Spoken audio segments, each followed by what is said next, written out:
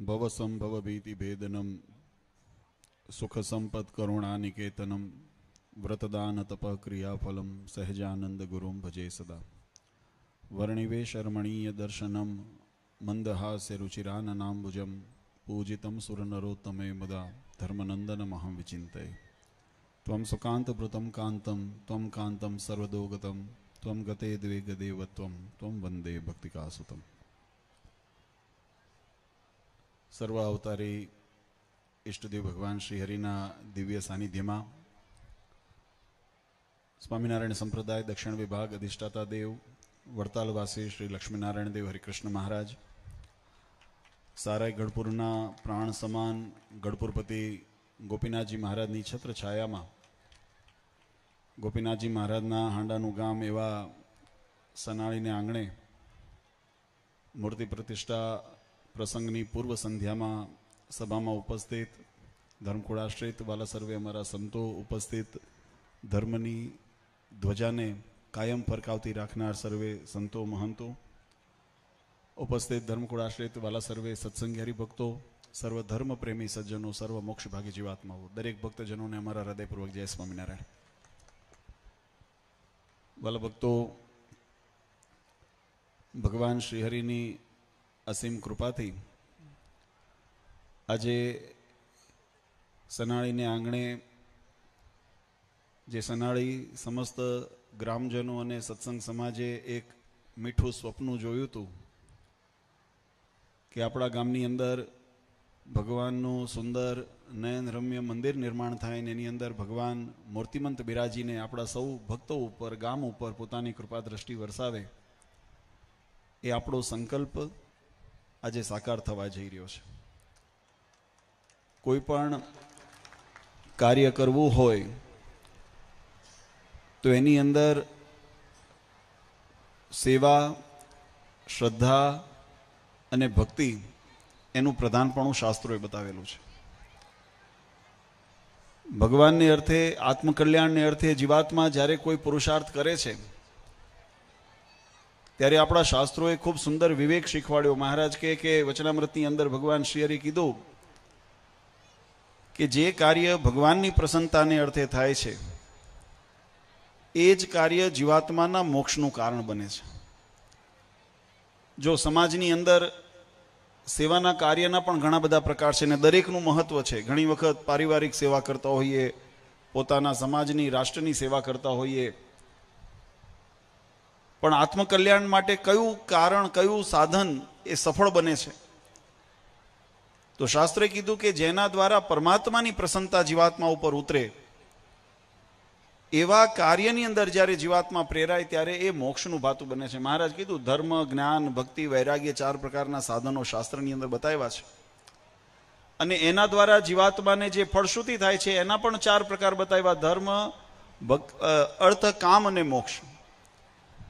તો આ ચતુર્વિધ પુરુષાર્થની સિદ્ધિની અંદર મહારાજ કે જેવા હેતુ સાથે જીવાત્મા કર્મ કરે છે, જો સત્કર્મ એના એ છે, તમે દાન કરો, પુણ્ય કરો, ભક્તિ કરો, ઉપાસ કરો, તપશ્ચર્યા કરો, આદિ જે પણ કામ કરીએ, પણ એની અંદર જ્યારે દેહાભિમાન ને અહંકાર જ્યારે પ્રધાનપણે થતો હોય ત્યારે મહારાજ કે સત્કર્મનું ફળ કેવી રીતે પ્રાપ્ત થાય? તો કે જગતના સુખની પ્રાપ્તિ કરાવે, યશ કીર્તિની પ્રાપ્તિ કરાવે, કદાચ ભોગ વિલાસની પ્રાપ્તિ કરાવે, પણ એ જ કર્મ જ્યારે નિષ્કામ ભાવે કરવામાં આવે, એ જ કર્મ દેહાભિમાન અહંકારનો ત્યાગ કરીને કરવામાં આવે, સેવક ભાવ કરીને કરવામાં આવે, દાસ ભાવ કરીને કરવામાં આવે, ત્યારે મહારાજ કે એનાથી મોક્ષનું ભાતું બંધાય છે. જીવાત્માને યદ્ગત્વાન નિવર્તન્તે તદ્ધામમ પરમમ મમ, એવા પરમાત્માના ધામની પ્રાપ્તિ કરાનાર સાધન થાય છે. અને એન કેન પ્રકારે જીવાત્માને જ્યારે આવો અવસર મળતો હોય, નહીતર આપણા જો જગતની અંદર વ્યવહાર માર્ગની અંદર આપણે બધા રહ્યા છીએ એટલે આપણને બધાને અનુભવ એવા થતા હોય, મહદઅંશે આપણો સમય એ સંસારિક વિષયોની પ્રાપ્તિ માટે આપણે આપીએ છીએ. આપણા શાસ્ત્રોની અંદર આત્મા અને શરીર એનો ભેદ બતાવવામાં આવ્યો છે. મહારાજે જ્ઞાનનું સ્વરૂપ બતાવ્યું. આપણા વચનામૃતની અંદર ભગવાન શ્રી હરિ કે અજ્ઞાની અને જ્ઞાનીનું કેવું લક્ષણ છે? તો કે જ્ઞાની હોય એ પોતાના આત્મનિષ્ઠાને દ્રઢ કરે, આત્મ સ્વરૂપને ઓળખે, આત્માથી અહંકાર જે છે, જે 4 પ્રકારના મન બુદ્ધિ ચિત્ત ને અહંકાર એ ચાર જે અંતઃકરણ છે એ જુદા છે, અંતઃકરણથી ઇન્દ્રિયો જુદી છે, ઇન્દ્રિયોથી વિષયો જુદા છે. પણ આપણી ભ્રમણા આપણને શું બધું એક ભાવે દેખાડતા હોય, એક જ ભાવની અંદર આપણે બધાને આવરી લેતા હોઈએ. એટલે મહારાજ કે એવી જે મિથ્યા ભ્રમણાઓ રહેલી છે એ અજ્ઞાનતા છે. અને એ ભ્રમણા જ્યારે ભાંગી જાય અને શાશ્વત સ્વરૂપના દર્શન જીવાત્માને થાય, પોતાના આત્મ સ્વરૂપની નિષ્ઠા થાય, અને એ આત્મ સ્વરૂપની નિષ્ઠા દ્રઢ કરીને નિજાત્માનમ બ્રહ્મરૂપમ દેહત્રય વિલક્ષણમ, જે પોતાના સ્થૂળ સૂક્ષ્મ કારણ આદિ જે એનાથી જે વિલક્ષ એવો જે પોતાનો આત્મા એની અંદર બ્રહ્મ સ્થિતિની અંદર જીવાત્મા સ્થિર થાય અને એવા સ્થિતિને પામીને પરબ્રહ્મની અંદર જ્યારે મનને લગાવે ને ત્યારે પરબ્રહ્મની સાથે એકાત્મ ભાવ બંધાઈ જાય છે. મોક્ષની પરિભાષા શાસ્ત્રોએ આપણને આ બતાવી છે. હમણાં આપણે બહુ સુંદર ઉપદેશો સાંભળ્યા છે ને સમય પણ ઘણો, આજે બધાએ ખૂબ સુંદર ભગવાનની નગર યાત્રા, એક આપણી સંસ્કૃતિની એક પરંપરા છે કે ભગવાન જ્યારે આપણા મંદિરની અંદર બિરાજમાન થવાના હોય ત્યારે એના પૂર્વે જે યજ્ઞ આદિ વિધિ કરવામાં આવે. જો મંદિરની અંદર જે મૂર્તિ બનતી હોય ને, મૂર્તિ આપણા શાસ્ત્રોની અંદર બંને સ્વરૂપોનું પ્રતિપાદન કરવામાં આવ્યું છે. વચનામૃતની અંદર પણ મહારાજે આ બધું કે શાસ્ત્રોની અંદર, વેદો ઉપનિષદની અંદર ભગવાનના સાકાર સગુણ સ્વરૂપનું પણ વર્ણન આવે છે ને નિરાકાર નિર્ગુણ સ્વરૂપના પણ વર્ણન પરમાત્માના જોવા મળે છે.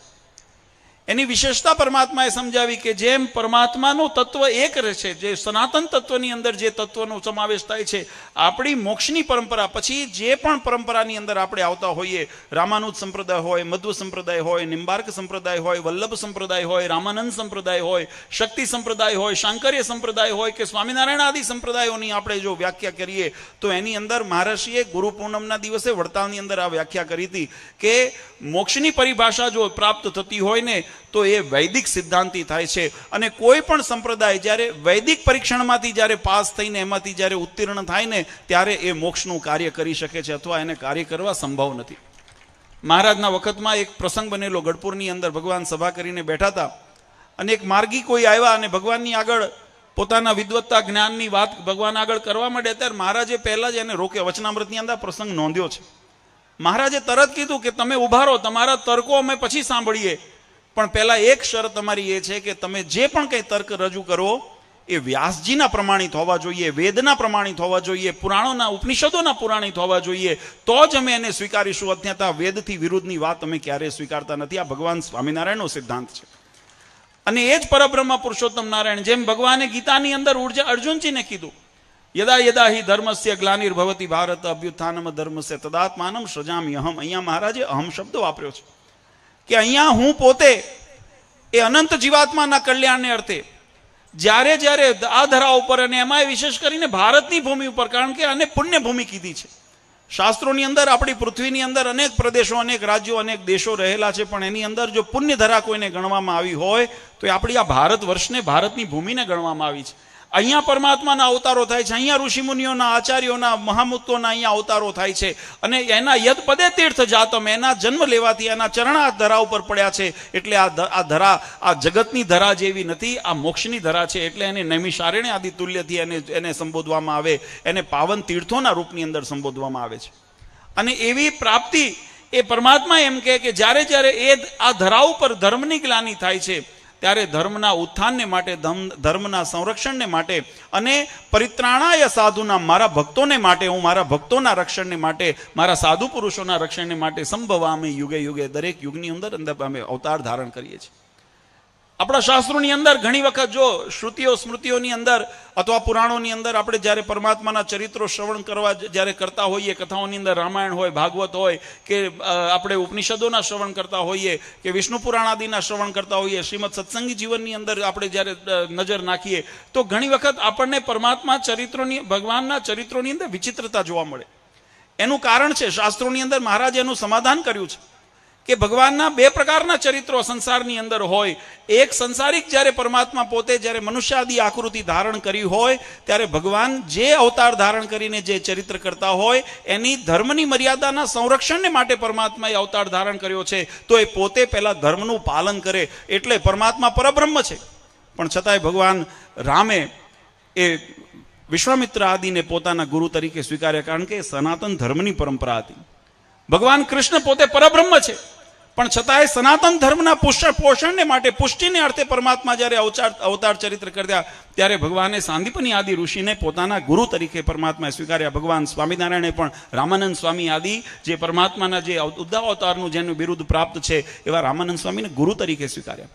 તો પરબ્રહ્મના ચરિત્રની અંદર ઘણી વખત લૌકિકતા પણ જોવા મળે અને ઘણી વખત પારલૌકિકતા અલૌકિકતા જોવા મળે. જ્યારે ભક્તને ભીડ આવે ને ત્યારે એ જ પરમાત્મા એ પોતાના ઐશ્વર્યના દર્શન કરાવી આપણી પ્રકૃતિને આધીન તો પરમાત્મા રહેતા જ હોય જ્યારે મનુષ્ય આદિ ચરિત્ર કરતા હોય, પણ એ જ્યારે પરમાત્મા ભક્તોને રક્ષા કરવા માટે આવે આપણા ભારતો આપણા વેદોની અંદર આપણા પ્રસંગોની અંદર ભગવાનના જે ગુણો બતાવ્યા છે, ભગવાનની લાક્ષણિકતા બતાવી છે, પરબ્રહ્મ તત્વની ઓળખાણ કેવી રીતે થાય. તો મારા ને તમારા કહેવાથી કોઈ ભગવાનપણાનું નિરૂપણ નથી થતું, પણ શાસ્ત્રે એના લક્ષણ બતાવ્યા. જો આપણે જગતની અંદર બધા મનુષ્ય છીએ, મનુષ્યની સાથે અન્ય યોનિઓ પણ છે. આપણી 84 લાખ યોનિઓ શાસ્ત્રોમાં બતાવી છે. એમાં પશુ છે, પક્ષી છે. તો આ ભેદ કેમ નક્કી થાય છે? આ ભેદ એટલે નક્કી થાય છે કે એની લાક્ષણિકતાના ગુણથી નક્કી કરવામાં આવે. જેને 4 પગ હોય, પૂંછડું હોય, શિંગડા હોય તો આપણને નક્કી થાય કે આ પશુ યોની છે.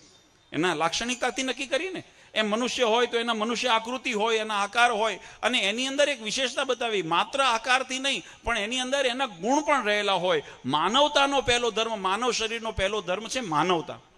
આ માનવતાની અંદર આમ તો શાસ્ત્રની અંદર જો કે વધારે સમય નથી લેવો, ઘણો બધો સમય થયો છે. શ્રીમદ સત્સંગી જીવનની અંદર ભગવાને ભક્તિના પોષણ માટે, ધર્મના રક્ષણને માટે ધર્મના જે પોષક અંગ છે એનું બહુ સુંદર વિસ્તારથી દ્વિતીય પ્રકરણની અંદર નિરૂપણ કરેલું છે. અને એની અંદર જે એના લક્ષણો બતાવ્યા છે એના દ્વારા ધર્મ પ્રતિપાદિત થાય છે. ધર્મ મારા કહેવાથી ધર્મ થાય ને તમારા કહેવાથી ન થાય, તો તમારા કહેવાથી થાય ને મારા કહેવાથી ન થાય એવું નથી. શાસ્ત્ર પ્રમાણિત મહારાજે શિક્ષાપત્રીની અંદર લખ્યું, ધર્મ જ્ઞેયો સદાચાર શ્રુતિ સ્મૃતિ પ્રતિપાદિતા. જે શ્રુતિ સ્મૃતિઓની અંદર પ્રતિપાદન કરેલો છે એનું નામ ધર્મ છે. એનું આચરણ કરવાથી જીવાત્માને પરમપદની પ્રાપ્તિ થાય છે. અને એ ધર્મના રક્ષણને માટે પરમાત્મા જેમ કીધું સંભવામી યુગે યુગે, દરેક યુગની અંદર પરમાત્મા આ ધરા ઉપર અવતાર ધારણ કરતા હોય છે. જે ચરિત્ર માટે મહારાજ પધાર્યા હોય, જો મત્સ્ય અવતાર લીધો તો ભગવાન માછલા જેવો વ્યવહાર કર્યો, કચ્છ અવતાર થયો તો ભગવાને કાચબા જેવો લીલાઓ કરી ભગવાનનો.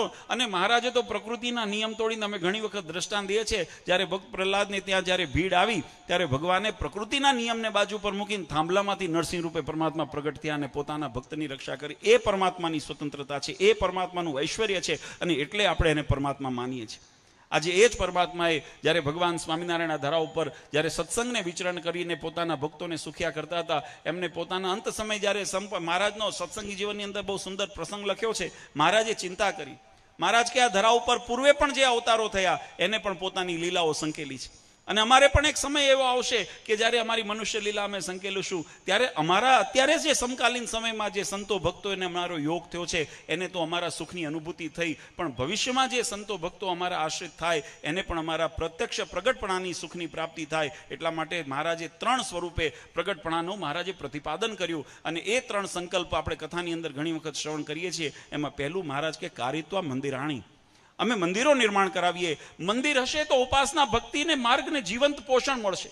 જો મંદિર ન હોય તો સંસ્કાર સિંચન ન થાય, મંદિર ન હોય તો ભક્તિ અને આશ્રયનું સ્થાન ન મળે. એટલા માટે મહારાજે મંદિરો નિર્માણ કરાવ્યા. આપણે ભાગ્યશાળી છે ગોપીનાથજી મહારાજ હરિકૃષ્ણ મહારાજનું પ્રગટ સ્વરૂપ એ ગઢપુરની અંદર બિરાજે છે ને એના સાનિધ્યની અંદર, એની છત્ર છાયાની અંદર, એના વટવૃક્ષ નીચે આપણું ગામનું મંદિર એ સત્સંગના વિકાસને માટે આજે સમર્પિત થવા જઈ રહ્યું છે. આજે એ પરમાત્માના મહારાજે પહેલું. બીજું મહારાજ કીધું શાસ્ત્ર મદરૂપમિતિ મદવાણી, અમારું વાંગમય સ્વરૂપ એવા શાસ્ત્રો મહારાજે લખ્યા અને લખાવ્યા. અને ત્રીજું મહારાજે જે મોક્ષની પરંપરામાં જે અભિષ્ટ આપનારું, ફળ આપનારું છે, ભક્તિ માર્ગસ્ય પુષ્ટિ અર્થે મંત્ર દીક્ષા અપેક્ષતે. ભક્તિ માર્ગની પુષ્ટિ ક્યારે થાય? જ્યારે મંત્ર દીક્ષા પરંપરામાંથી આવતી જે મંત્ર દીક્ષાની પ્રાપ્તિ થાય એના દ્વારા જીવાત્માની એ ભક્તિ માર્ગને પોષણ મળે છે. અને એટલા માટે મંત્ર દીક્ષાના પ્રાવધાન માટે આચાર્ય પદની આ 3 ગુણ સંકલ્પ મહારાજે કર્યા. અને મહારાજ કીધું કે એની અંદર અખંડ મારો વાસ છે. આજે એ પરંપરાની અંદર આપણા સનાળીને આંગણે, આમ તો જેમ હમણાં સંતોએ પણ વાત કરી, પૂર્વ આપણું જૂનું મંદિર હતું ને અમે ત્યારે પણ આવેલા, અને ત્યારે પણ સત્સંગની અંદર હરિભક્તોનો ઉત્સાહ ઉમંગ જોયો હતો. પણ સમયાંતરે જ્યારે મંદિરનું નવીનીકરણ કરવાનો સંકલ્પ થયો, ખાતમુહૂર્ત વખતે મને યાદ છે આપણે અહીંયા આવ્યા હતા, અને જોતજોતાની અંદર એમ ગામની ઘણી વખત એવું થાય ગામની સ્થિતિ કેવી હશે, નાની હશે, પહોંચી વળાશે ન પહોંચી વળાય, પણ જ્યાં ભગવાન ભળે ને, આ તો હું એમ માનું છું કે ઠાકર બધું તોલે છે.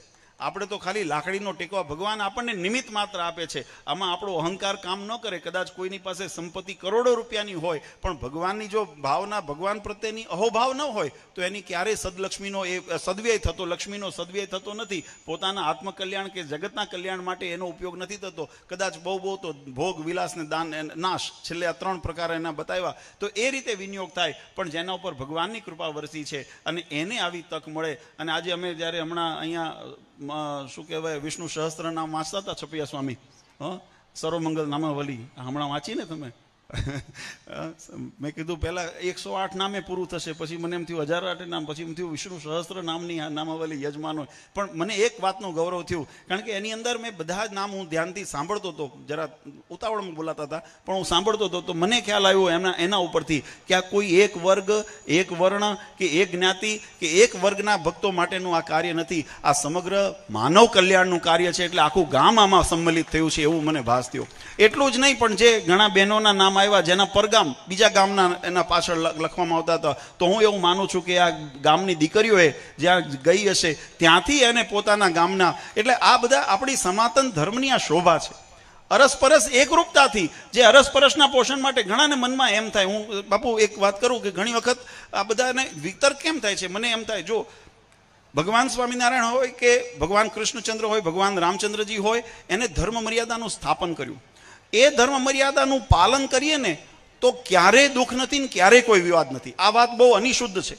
ભગવાન સ્વામિનારાયણે પણ જો શિક્ષાપત્રીની અંદર જે આદેશ કર્યા છે, પંચદેવ માન્ય કર્યા છે, સ શ્રી કૃષ્ણ પરબ્રહ્મ ભગવાન પુરુષોત્તમ ઉપાસ્ય ઇષ્ટદેવોના સર્વાવિર્ભાવ કારણમ સ રાધા યુતોગ્નેયો રાધા કૃષ્ણ ઇતિ રૂક્ષ્મણીઓ રમ્યો પેતો લક્ષ્મીનારાયણ. મહારાજ કે પરમાત્મા એક તત્વ છે. સનાતન તત્વની અંદર જીવ, ઈશ્વર, માયા, બ્રહ્મ અને પરબ્રહ્મ, આ પંચ તત્વની અંદર પરમાત્મા તત્વ એક છે. એ જ પરમાત્મા ભગવાન શ્રીહરિ શિક્ષાપત્રીની અંદર એમ કે રાધિકાસી સહિત હોય ત્યારે રાધા કૃષ્ણ રૂપે દર્શન કરીએ, નરની સાથે ઊભા હોય તો નરનારાયણ રૂપે દર્શન કરીએ, લક્ષ્મીજી સાથે દર્શન દેતા હોય તો લક્ષ્મીનારાયણ રૂપે દર્શન કરીએ. એમાં ભગવાનમાં ભેદ નથી પડતો. એ તો પરમાત્માના ચરિત્ર લીલાઓ છે, પરમાત્માના યોગ કળા છે. અને એ યોગ એકલા હોય, યોગેશ્વર પરમાત્મા અર્જુનજી જ્યારે પોતાના વિશ્વરૂપના દર્શન કરાવ્યા, હવે કોઈ એમ જડતા કરે કે આવડું મોટું શરીર હોય તો જ હું ભગવાન માનું અને વામન અવતાર ભગવાનનો હોય તો ભગવાન ન માનું, તો એની જડતા ને મૂર્ખતા છે. એ પરમાત્માના એ ભેદ શાસ્ત્રોનો નથી, શાસ્ત્રોએ તેની વ્યાપકતા બતાવી છે. એ જ પરમાત્માનું આધિપત્ય છે કે પોતે ઈચ્છે તો સૂક્ષ્મમાં સૂક્ષ્મ એવું વામન રૂપ પણ પરમાત્મા લઈ શકે અને વિશાળ વિરાટ રૂપ વિશ્વરૂપ પરમાત્મા ધારણ કરવા ઈચ્છે તો લઈ શકે. એની સ્વતંત્ર છે, કોઈના બંધાયેતા નથી. પણ એ પરમાત્માને ઓળખીને મહારાજના આશ્રય આજ્ઞામાં રહીને જ્યારે ભજન કરે ને ત્યારે વાંધો અહીંયા આવે છે કે શિક્ષાપત્રીને પોતાને, અને દુઃખની વાત એ છે, એવા અમે આજે આ મંચ ઉપરથી જાહેર કરીએ છીએ કે ભગવાન સ્વામિનારાયણ શિક્ષાપત્રીની અંદર સ્વયં એમ લખ્યું છે કે અમારી શિક્ષાપત્રીની આજ્ઞા જે ન પાળે એ અમારો નથી. એટલે ભગવાનની આજ્ઞાનું ઉલ્લંઘન કરીને કોઈ પણ વાત કરતા હોય તો એ સ્વામિનારાયણ સંપ્રદાયનો નથી, એ સ્વામિનારાયણ ભગવાનનો નથી, એ સ્વામિનારાયણ સંપ્રદાય જ નથી. અમે એને નથી માન્યતા આપતા. ભગવાન સ્વામિનારાયણ એને માને. મારી તમને બધાને પણ ભલામણ છે, તમારે કોઈ પ્રશ્ન આવે ને તો એને સ્વામિનારાયણ સંપ્રદાય આવું કહે છે એવું ન માનવું, કારણ કે સ્વામિનારાયણનો છે જ નહીં, પાખંડ અને બંડ છે. એટલે એવા વ્યક્તિ ઉપર જેને જે કાર્ય કરવા હોય કરે, કારણ કે પોતે પોતાના ઈષ્ટદેવની, જે પોતાના ગુરુ, પોતાના આચાર્ય, પોતાના જેને ધણી માન્યા છે, આ સ્વામિનારાયણ, આ કોઈ એમ કે વ્યક્તિ પૂજાની આપણી સનાતન પરંપરા જ નથી. રામ પૂજા, જો આપણે રામને માનનારા રામને ભજે, કૃષ્ણને માનનારા કૃષ્ણને ભજે, શિવને માનનારા શિવને ભજે. આપણો સનાતન ધર્મ ઈશ્વરમુખી છે. આ એક પ્રણમ એનું છે. ગુરુ આચાર્ય આદરણીય છે, વંદનીય છે, પૂજનીય છે, માન્ય એ માર્ગદર્શતા છે, પણ કલ્યાણના કરતા તો પરબ્રહ્મ પુરુષોત્તમ ભગવાન છે. આ સનાતન ધર્મની પરંપરા છે. અને એ પરંપરાની અંદર જે ધર્મની વ્યાખ્યાઓ આપણા શાસ્ત્રોની અંદર કરી, એટલે આપણા મંદિરોની અંદર ભગવાનને, ભગવાનની મૂર્તિ સિવાય બીજાનું કોઈનું સ્થાન આપણે નથી મૂકતા. ભગવાન સ્વામિનારાયણ શિક્ષાપત્રીની અંદર લખ્યું ભગવાનને ભગવાનના અવતારો છે, ધ્યાન કરવા, પૂજા કરવા યોગ્ય છે. હા, સંપ્રદાયની વિશેષતા છે. કોઈને મનની અંદર એમ સંકલ્પ થાય કે પછી આટલા બધા જુદા જુદા મંદિર કેમ, તો એનું એક મને જે સહજ કારણ સમજાય છે એટલું કહું સૌ. એક પરિવારમાં 4 ભાઈઓ હોય કે 10 જણાનો પરિવાર હોય તો બધાને કંઈ એક જ સ્વાદ આવે છે, એક જ ભાવે છે એવું મને કોઈના ઘરમાં થતું હોય તો મને કહેજો. હું કહું સમજાય છે? તમારા પરિવારની અંદર 10 જણા છે તો 10 જણાની રુચિ એક જ સ્વાદમાં, ગળ્યું જ બધાને ભાવે છે એવું થાય છે? કોકને ગળ્યું ભાવે છે, કોકને તીખું ભાવે છે, કોકને મોડું ભાવે છે, કોકને હોય છે ને. તો એ વિવિધતા, મહારાજે આ વાત હું મારા ઘરની નથી કહેતો, વચનામૃતની અંદર ભગવાન સ્વામિનારાયણ સિદ્ધાંત બતાવ્યો. ભગવાન સ્વામિનારાયણ કે જીવાત્માને, બ્રહ્માંડને વિશે, ખાલી પૃથ્વી લોકની વાત નથી. ખાલી આપણે ભારત વર્ષની વાત નથી, પણ અનંત બ્રહ્માંડો છે. ભગવાનને પ્રશ્ન પૂછવામાં આવ્યો કે બ્રહ્માંડને વિશે ભગવાનની મૂર્તિ એક છે કે અનેક છે? અને બીજું કે પરમાત્માના કલ્યાણની જે વાત આપણે શાસ્ત્ર અને મોક્ષની વાત કરીએ છીએ, એ મોક્ષની રીત એક છે કે અનેક છે? આવો પ્રશ્ન ભગવાનને પૂછવામાં આવ્યો છે. અને ભગવાન સ્વામિનારાયણનો ભરસભાની અંદર ઉત્તર કર્યો છે કે પરમાત્માનું સ્વરૂપ એક જ છે. એ જ પરમાત્મા ક્યાંક અષ્ટભુજા રૂપે દર્શન દે, ક્યાંક ચતુર્ભુજ રૂપે દર્શન દે, ક્યાંક ભગવાન શ્યામ વર્ણના હોય તો ક્યાંક ગૌર વર્ણના થાય, ક્યાંક મત્સ્ય રૂપે થાય તો ક્યાંક કચ્છ રૂપે થાય, ક્યાંક વામન રૂપે થાય તો ક્યાંક નરસિંહ રૂપે થાય, એ ક્યાંક રામ રૂપે થાય તો ક્યાંક કૃષ્ણ રૂપે. પણ પરમાત્મામાં ભેદ નથી, એક જ પરમાત્મા છે જે પોતાના સ્વતંત્ર અધિકારે કરીને એ ભક્તોના કલ્યાણને અર્થે જેવા બ્રહ્માંડની અંદર જેવી રીતે ઈચ્છે એવા રૂપને ધારણ કરીને પોતાના ભક્તના કલ્યાણનું કાર્ય બને કરે છે. અને બીજું, મોક્ષની પરંપરા રીત એક છે. અને કઈ રીત? ભગવાનની શરણાગતિ અને ભગવાનની ભક્તિ, આ એક જ રીત છે. એની પરિભાષાઓ અલગ અલગ થઈ, એની પરિભાષાઓ અલગ અલગ. જેમ મેં કીધું કે દરેકના સ્વાદેન્દ્રિયોની રચના જુદી હોય, એના સ્વાદ જુદા હોય. કોઈને તીખું ભાવતું હોય, કોઈને ગળ્યું ભાવતું હોય, કોઈને મોળું ભાવતું હોય, કોઈને ફીકું ભાવતું હોય, દરેકની જેમ પોતાની. તો દરેક વર્ગના લોકો, અને મહારાજે કીધું આ સત્સંગમાં મોક્ષમાં જે ભક્તિ માર્ગ છે એની અંદર જે ભેદ દેખાય છે એની પાછળના કારણ એના ભગવાન સ્વામિનારાયણ વચનામૃતમાં બતાવ્યા કે યુગ ધર્મ પ્રવર્તતો હોય, કાળ ધર્મ પ્રવર્તતો હોય, અને સમાજની અંદર જેવી સ્થિતિ સમાજના વ્યક્તિઓની હોય એની રુચિ, એનો ભાવ, એની સમજણ, એની શક્તિ, અને એને કરીને કોઈ વંચિત, મોક્ષના અધિકારથી વંચિત ન રહી જાય એટલે વિવિધ પાસાઓ બતાવવામાં આવ્યા. કોઈને એમ હોય કે મને સેવાનું ખૂબ અંગ છે તો એને સેવાનું તક મળે તો એ સેવા કરે છે. કોઈને કીર્તન ભક્તિ આદિ ગાવાનું કદાચ કોઈએ કંઠ આપ્યો હોય તો એને કીર્તન ભક્તિનો રસ મળે. કોઈને કથા વાર્તા શ્રવણનો સ્વભાવ હોય તો એને કથા વાર્તાનો યોગ મળે. કોઈને ભગવાનના મહિમાને સેવા કરવાની આગળ કરવાનો હોય, કોઈને વ્રત તપ કરવાના, દરેકના જેના જેના પ્રકાર છે. કોઈને ભગવાનની રામ રૂપે મૂર્તિ ગમતી હોય, કોઈને કૃષ્ણ રૂપે ગમતી હોય, કોઈને ચતુર્ભુજ રૂપે ગમતી હોય, કોઈને દ્વિભુજ રૂપે ગમતી હોય. તો જેને જેવી મૂર્તિની અંદર પ્રતીતિને વિશ્વાસ થાય, પણ એક શરત, મૂર્તિ હોવી જોઈએ પરબ્રહ્મ ભગવાનની. એ પરમાત્મા અને પરમાત્માના અવતારોના સ્વરૂપની અંદર જીવાત્મા પ્રીતિ કરે અને પછી એની ભક્તિ કરે તો જીવાત્માને મોક્ષની પ્રાપ્તિ થાય ને થાય, અને કોઈ એની અંદર શંકાને સ્થાન નથી. આ સનાતન વૈદિક ધર્મ છે. અને એ ધર્મની પરંપરાની અંદર જ્યારે આપણો સંપ્રદાય પણ એની અંદર સમાવેશ છે. ભગવાન સ્વામિનારાયણે પણ એ વૈદિક ધર્મનું પ્રતિપાદન કર્યું છે. અને આપણી પણ જે ઉપાસના, ભક્તિ, રીત રિવાજ, દીક્ષા વગેરે જે પણ આપણા જે સંપ્રદાયની પરંપરા છે એ પણ સંપૂર્ણ વૈદિક પરંપરાથી પ્રમાણિત થયું છે. અને એટલા માટે આ તો અજ્ઞાનીઓએ કે જેને કહેવાય કે જડ બુદ્ધિવાળાઓ, જેને જે કહેવાય, એને પોતાના મહત્વાકાંક્ષાઓના સિદ્ધિ માટે જ્યારે વિકાર ઉત્પન્ન કરે ત્યારે કોઈ સત્સંગની અંદર, ધર્મની અંદર ખોટા વૈમનસ્ય ઊભા થાય. અને અમે એવો પ્રયત્ન હંમેશા કરતા રહીએ છીએ. પરમ પૂજ્ય મહારાષ્ટ્રીનો એવો આશ્રય હંમેશા રહેલો છે કે આપણી સનાતન ધર્મની એકતા એ જ ભારતના ભવિષ્ય, ઉજ્જવળ ભવિષ્ય માટે અને સમાજના ભવિષ્ય માટે જરૂરી છે. નહીતર વિધર્મીઓએ ઘણી વખત અધર્મ, એવું નથી કે અત્યારે જ આ યુગમાં જ થાય છે કે નહીં. મહારાજે કૃષ્ણ ભગવાને ગીતામાં ન લખ્યું હોત કે યદા યદા હિ ધર્મસ્ય ગ્લાનિ, દરેક યુગની અંદર ધર્મની ગ્લાનિનો એવો અવકાશ ઉભો થતો હતો. પહેલા અસુરોના રૂપમાં થતો હતો, રાક્ષસોના રૂપમાં થતો હતો, હવે વિધર્મીઓના રૂપમાં થાય છે. એ પરિવર્તન થશે ને. હવે તો કળિયુગની અંદર એવું ભાગવતજી એમ કે છે કે કળિયુગની અંદર તો ધર્મનું અવલંબન લઈને પણ આવા ઘટિત કરનારા તમને એવા પ્રાપ્ત થશે. એટલે આજે સમાજને સાવધાન કરવાની જરૂર છે. અને એ સાવધાન થાય અને એ જ્યારે સત્યના માર્ગ ઉપર ચાલે ત્યારે આ સનાતન ધર્મ સુરક્ષિત રહેશે. અને ધર્મો રક્ષેતી રક્ષત. જો આપણે આપણા જીવનની અંદર ધર્મનું, હમણાં મેં 2 દિવસ પહેલા જ એક જગ્યાએ પ્રવચનમાં કીધું, ધર્મનું ઘણા કે અમે ધર્મની રક્ષા માટે, ધર્મની રક્ષા. તો ધર્મ કોઈ જડ વસ્તુ નથી કે તમે તાળામાં મૂકીને હાથ એના ઉપર લોક મારી દો અને પહેરો બેસાડ દો એટલે ધર્મ રક્ષિત થઈ ગયો. ધર્મને જો રક્ષિત કરવો હોય ને તો ધર્મને જીવંત રાખવું પડશે. અને જીવંત ક્યાં રહેશે? પોતાના આચરણની અંદર, પોતાના વ્યવહારની અંદર, પોતાના વિચારોની અંદર. જો ધર્મ જીવંત રહેશે તો ધર્મ રક્ષિત રહેશે. અને ધર્મ જો રક્ષિત રહેશે તો આપણું જીવન રક્ષિત રહેશે. તો ભગવાન આપણું રક્ષા કરશે. અને એના માટે આ સનાતન ધર્મની પરંપરા, આજે મંદિરો, ઉપાસના, ભક્તિના જે કેન્દ્રો, આ સંસ્કારના જે કેન્દ્રો નિર્માણ કરવાની પરંપરા આપણા સંપ્રદાયની, આપણા સંસારની અંદર વિશ્વથી, યુગોથી ચાલી આવે છે. આજે ખરેખર આનંદની વાત છે. સનાળીના ભક્તોને ખૂબ ખૂબ અમે હૃદયથી બિરદાવીએ છીએ. કારણ કે જેમ જેમ કામ આગળ વધતું જતું હતું, અમારા અમલકભાઈ અમને નિયમિત એના ફોટા મોકલતા હતા. આજે સ્લેબ ભરાણો, આજે પ્લિન્થનું કામ થયું, આજે ટાઇલ્સો લાગી, આજે શિખરનું કામ થયું, આજે બારી બારણા લાગ્યા. એટલે એક એક ક્ષણની માહિતી અમને છે કે આ મંદિર કેવી રીતે હરિભક્તોના પુરુષાર્થ, પ્રયત્ન, અને આમાં પૈસાથી તો કામ થવું છે ને પૈસાથી જે કામ થાય પૈસાથી જ થાય. પણ અમને આનંદ એ વાતનો છે કે પૈસા કરતાં હરિભક્તોએ જે અહીંયા સેવા કરી છે. ઘણા જ્યારે ધાબા ભરવાના હતા, જ્યારે સામાન નિર્માણ કરવાનો હતો. અમને ફોટા મોકલ્યા હતા અને અમે એક બે વખત વચ્ચે આંટોય મારવા આવ્યા હતા. પણ અમે જ્યારે નજરે જોયું, હરિભક્તો જાત મહેનત કરીને મારા ઈષ્ટદેવનું મંદિર થાય છે, મારા ભગવાનનું મંદિર થાય છે, મારા કલ્યાણનું અહીંયા ભાતું બંધાય છે, એવા ભાવ સાથે જે સેવા કરી છે ને એનાથી જેના પાયાની અંદર જ્યારે ભક્તિ પડી હોય ને એના પાયા ક્યારેય હચમચે નહીં. આ વાત નિર્વિવાદ છે. જેના પાયાની અંદર ભક્તિ હોય ને, જેના પાયાની અંદર ધર્મ હોય, એના પાયા ક્યારેય હચમચે નહીં. તો આજે આપણું મંદિર એ ભક્તિ અને ધર્મના પાયા ઉપર નિર્માણ થયું છે. એટલે અમને વિશ્વાસ છે કે આ સમગ્ર પરિસરની અંદર, સમગ્ર વિસ્તારની અંદર આ સનાળીનું મંદિર, એની ખ્યાતિ અને એનો યશ એ ખૂબ ગવાશે. અને તમે બધાને પણ ભલામણ કરીએ છીએ, પાછળ વખાણેલી ખીચડી દાઢે ન લાગે. નહીતર એમ થાય કે બાપુજીએ બહુ વખાણ કર્યા, સંતોએ ખૂબ વખાણ કર્યા, એટલે એવું થાય કે હવે અમે બધા પરિપૂર્ણ કામ થઈ ગયા. મહારાજ કે માનવું પૂર્ણ કામ, ભગવાન જેવા ભગવાન મળ્યા હોય તો પછી અધૂરું શું રહે? પૂર્ણ કામ માનવું. પણ સાથે સાથે મહારાજે વિવેક શીખવાડ્યો કે ભક્તિ અને સેવાની અંદર ક્યારેય હાશપણું ન હોય.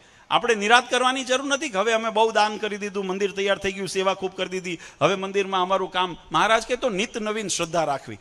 રોજ મારા માટે તો આજે એક અમૂલ્ય અવસર મને મળ્યો છે. આજે સવારે ભગવાને જગાડ્યા ને એ આપણા માટે નવો દિવસ છે. જેમ નવો દિવસ હોય એમ આપણી શ્રદ્ધા નવીન હોય. નવીન પછી પરમાત્માના રોજ દર્શન કરીએ. એટલે દરેક ભક્તોને ભલામણ કે મંદિર બનાવ્યું તો બહુ સુંદર. અમે આજે શોભાયાત્રામાં જ્યારે આવતા હતા, મંદિર ઉપર નજર નાખી, આમ મનને ટાઢક થાય, મનને આનંદ થાય એવું સુંદર હરિભક્તોએ અહીંયા આગળ કાર્ય કર્યું છે. પણ આ મંદિરની શોભા એ માત્ર એના દેખાવથી નથી. મંદિરની અંદર ભગવાનની ભક્તિ જેટલી કરશો, ભગવાનના ઉત્સવ, સમયા, કથા, વાર્તા અને સદ્ધર્મનું પોષણ જેટલું થશે, ભક્તિનું પોષણ જેટલું થશે, એટલી મંદિરની એ શોભા વધશે. અને બધા અમારા સનાળીના ભક્તોને બહારગામ રહેતા હોય તો વર્ષમાં એકાદ વખત તો અવશ્ય પાટોત્સવનો દિવસ હોય કે પ્રસંગ હોય ને ત્યારે બધાએ અહીંયા આગળ જેમ આજે બધા ભેગા થયા છો ને એમ વર્ષમાં એક ઉત્સવ તો મોટો કાયમ કરવો જ દર વર્ષે. અને બાકી જે ગામમાં રહેતા હોય એ આપણા રામનવમી, જન્માષ્ટમી, અન્નકોટ, દિવાળી, આ બધા જે ઉત્સવ આપણા પરંપરાના જે આવે છે એ આપણા મંદિરમાં કાયમ થાય, ભગવાનનું ભજન થાય. આમ ગઢપુર નજીક છે આપણે.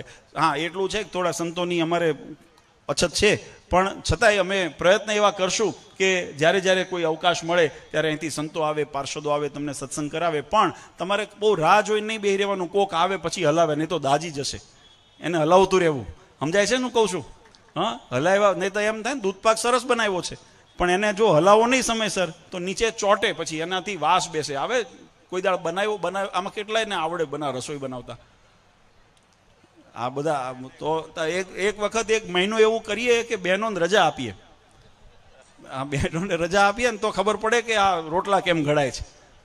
અમારા સંતોન પાર્ષદ અમારે એવું આવે છે. અમે નાના હતા ને એક નાની એવી વાત કરી દઉં. પહેલા નરેન્દ્ર પ્રસાદજી મહારાજ સાથે, પરમ પૂજ્ય મહારાજજી સાથે અમે ઘાટપોક ઉપર ગયા હતા. મારી 10-12 વર્ષની ઉંમર લગભગ જનોઈ થઈ હતી ને ત્યાર પછી બાપુજી 84માં ગાદીમાં બેઠા ને પછી મુંબઈની યાત્રા હતી. હવે ઉતારી ગયા એટલે અમને આ ટ્રેનિંગમાં બધું આવડે. ભગવાન જે આ બધું શીખવાડે ને, સત્સંગ તો શીખવાડે જ, પણ સાથે સાથે આ બધું જાણવું જરૂરી છે. એટલે બાપુજી કે અમારે આપણે થાળ કરીએ ભગવાનને. મેં કીધું હા. તો મને કે તમને શું ભાવશે? હવે મારી 10-12 વર્ષની ઉંમર, તો એવું તો મને બહુ અનુભવ હોય નહીં. ઘરે તો લાડ લડાવતા હોઈએ. મારા દાદી હતા, મને નરેન્દ્ર પ્રસાદજી મહારાષ્ટ્રીને મને મોટા માતું છે બહુ લાડ લડાવ્યા. એટલે આપણે કોઈ દર પાણીનો ગ્લાસે ન પડે. પણ ગામડે ગયા એટલે અહીંયા આગળ પ્રવાસમાં, એટલે મહારાષ્ટ્રી કે કેવી રીતે? મેં કીધું મને વણતા નહીં ફાવે, કારણ કે ગોળ નહીં થાય, નકશા બનશે. એટલે તમે વણો તો હું એને તળું, કારણ કે તળવાનું કદાચ જારી લઈને મને એવું હતું કે સહેલું હશે. તો બરાબર અહીંયા ઘી કડિયામાં મૂકીને એને ગરમ કરવાનું મહારાષ્ટ્રી પૂરી તળવા બેઠા. પછી ધીમે રહીને મને પૂછ્યું, મને કે ઘી આવી ગયું, ગરમ થઈ ગયું ઘી? એટલે મેં સીધો હાથ નાખ્યો. મેં કીધું હા આવી ગયું. આ અનુભવથી શીખ્યા કે હા એમ ન નખાય. હા, એવું થાય ને. પછી તો હવે ખબર પડી કે રહી જીરું કંઈક હોય ને તો 2 દાણા નાખવા, તતડે એટલે ખબર પડે કે આવી ગયું. એમ આ બધું વ્યવહારની રીત છે. તો આ કહેવાનો પાછળનો ભાવાર્થ એ છે કે જીવનની અંદર આપણને હલાય વગરનું દાજે આ અનુભવથી શીખાય. અને એટલા માટે અમે જોયું ઘણી વખત હરિભક્તો ફરિયાદ કરતા હોય, મહારાષ્ટ્રી અમારા ગામની અંદર સત્સંગ પાછો પડે છે, અમારા ગામની અંદર હરિભક્તો તો એના ઘર ધીમે ધીમે તૂટવા માંડ્યા છે. એની પાછળનું કારણ મને જે સમજાય છે કે આપણી ક્યાંક નિષ્ક્રિયતા ત્યાં જવાબદાર બને છે. આપણે કોકના ઉપર દોષારોપણ કરશું કે ફલાણાના કારણે, એ જવાબદાર હશે, એની ના નથી. પણ આપણી પોતાની જવાબદારી શું છે? તો કે આપણે એને જીવંત રાખવા શું પ્રયત્ન કર્યો. અને આપણે જ્યારે બેદરકારી કે નિષ્ક્રિયતા જ્યારે દાખવીએ ને ત્યારે એની પેલાનો જે આપણે ખાલી પાત્ર હોય ને ત્યારે કંઈક ભરાય. નહીં તો ખાલી ન હોય તો એમાં નક્કર હોય ને તો એની અંદર ક્યારેય કંઈ બીજું ઉમેરાતું નથી. એમ આપણે સત્સંગને નક્કર રાખજો, સમજણને નક્કર રાખજો, શ્રદ્ધાને નક્કર રાખજો, ભક્તિને નક્કર રાખજો. જો એની અંદર રહેશે ને તો ક્યારેય કાળ કર્મને માયાનો પ્રભાવ આપણા સત્સંગ ઉપર નહીં પડે અને સત્સંગ પ્રગતિના માર્ગ ઉપર આગળ વધશે. એટલે દરેક સનાળીના ભક્તોને ખૂબ ખૂબ ભલામણ કે મંદિરનું ખૂબ સુંદર કાર્ય કર્યું છે, પણ એને સારી રીતે નિભાવજો. આ વ્યવહારનો ચોરો નથી, આ ભગવાનની ભક્તિનું કેન્દ્ર છે, ધર્મના પોષણનું કેન્દ્ર છે. એટલે અહીંયા ભગવાનનું ખૂબ ભજન થાય, યજન થાય અને ઉત્સવો થાય, કથા વાર્તા થાય, એવું આયોજન કાયમ થતું રહે. અને ભગવાનને પ્રાર્થના કરીએ. ગોપીનાથજી મહારાજ ધીંગોધણી આપણને મળ્યા છે. મહારાજે હાલતું ચાલતું બોલતું સ્વરૂપ આપણને પધરાવ્યું છે. મહારાજ કે આની અંદર તમારી શ્રદ્ધા, એ જ બ્રહ્માનંદ સ્વામી જ્યારે મહારાજનો સ્વધામ ગમન લીલા કરી અને મહારાજને જ્યારે વિયોગ સહન ન કરી શકે અને ગોપીનાથજી મહારાજની મૂર્તિ આગળ આવીને પાતળીએ હર્યા પ્રાણ બેની મારા પાતળીએ હર્યા પ્રાણ જ્યારે પદ બોલ્યા, ત્યારે એ બ્રહ્માનંદ સ્વામીને ગોપીનાથજી મહારાજે સ્વરૂપમાંથી પ્રગટ થઈને પોતાના ગળામાંથી ગુલાબનો હાર કાઢીને એમને પહેરાવ્યો. આવા પ્રગટ હાલતા ચાલતા બોલતા સ્વરૂપ આપણને પધરાયો છે. એની જ પ્રતિકૃતિ કાલે આપણે વેદોક્ત મંત્રો, જો કોઈ પણ શાસ્ત્રની અંદર એમ લખાણું કે મંત્રને આધીન દેવ છે. મંત્રની અંદર પવિત્રતાથી જ્યારે અધિકાર દ્વારા જે શાસ્ત્રની મર્યાદા છે એ પ્રમાણે જ્યારે એની અંદર આવાહન કરવામાં આવે ને ત્યારે એની અંદર પછી સાક્ષાત પ્રગટપણું એની અંદર સ્થાપિત થાય છે. પછી ધાતુ પાષાણ કે ચિત્રનો ભાવ નથી રહેતો, પણ એની દ્રષ્ટિએ સમય આપણી પહોંચવી પડે.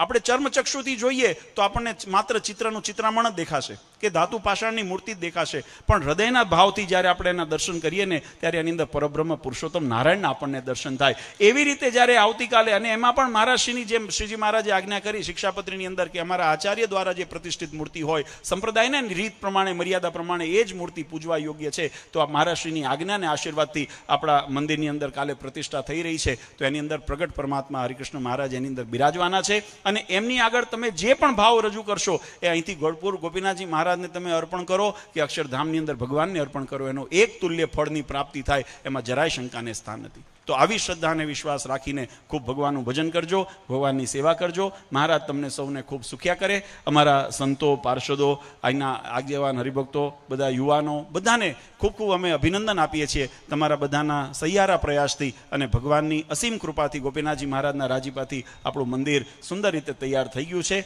એને ભગવાન ખૂબ સુખ્યા બધા હરિભક્તોને કરે અને સત્સંગમાં આવું ને આવી સંપ એકતા અને સનાતન, જેમ હમણાં બાપુએ પણ વાત કરી કે સનાતન ધર્મની એકતા અને અખંડિતા, એના માટે આપણે સર્વ સાથે રહીને કાર્ય કરીને આ વિશ્વની અંદર એનો ડંકો વાગે એવી ભગવાન શ્રી હરિના ચરણારવિંદમાં પ્રાર્થના કરી અને પરમ પૂજ્ય સનાતન ધર્મ ધુરંધર આચાર્ય શ્રી અજેન્દ્ર પ્રસાદજી મહારાજ, અશોક ગાદીવાળા પૂજ્ય માતુશ્રી અને અમારા સમસ્ત ધર્મકુળ પરિવાર વતી આપ સૌને અંતરના આશીર્વાદ આપી મારી વાણીને વિરામ આપું. સહેજાન સ્વામી મહારાજ.